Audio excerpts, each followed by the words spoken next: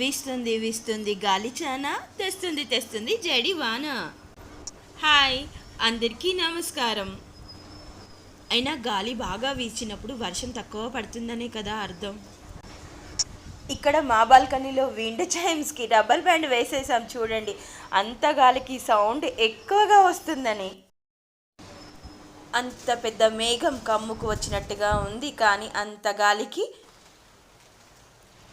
ఏదో 4 చినుకులు అలా పడిపోయాయి. డే అంతా ఈరోజు ఎండ బాగానే కొట్టింది. సాయంత్రం కాసేపు అలా వాకింగ్కి వెళ్ళొద్దామని రెడీ అయ్యేసరికి 4 చినుకులు పడిపోయాయి. వాకింగ్కి మాత్రం వెళ్ళకుండా అయిపోయింది. మబ్బులన్నీ ఎక్కడికో మాయమైపోయాయి చూడండి, ఒక్కటన్నా కనిపిస్తుందా ఇప్పుడు? వెదర్ మాత్రం చూడడానికి స్కైలో హ్యూస్ చాలా బాగున్నాయి. ఇంకా కాసేపు అక్కడే నిల్చొని ఏ రెయిన్బోనో వస్తుందో అని ఆశగా ఎదురు చూసి ఇంట్లోకి వచ్చేసాము. పోనీలే అలా కాసేపు వాకింగ్కైనా వెళ్ళొద్దాము అని అనుకుంటే సాయంత్రం పనులు మొదలు పెట్టాల్సిన టైం అయిపోయింది. ఇంకా చేసేది ఏం లేక ఇంట్లోనే ఉండి సాయంత్రం పనులు చేసేసుకున్నాను.